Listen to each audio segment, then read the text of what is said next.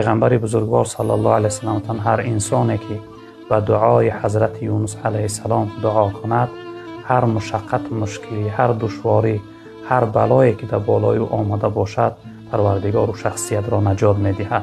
دعا این است: لا اله الا انت سبحانك انی کنت من الظالمین. معناش هم چنین است: نیست اله مگر اینکه تو ای الله پاکیزه هستی، من از جمله ستمگاران می باشم.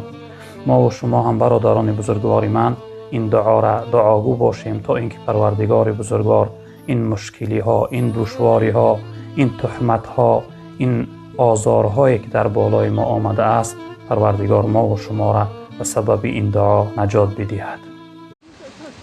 این کانال نیست، کانال پر شده، من کانال خلاص، کانال همین چه خلیش ده.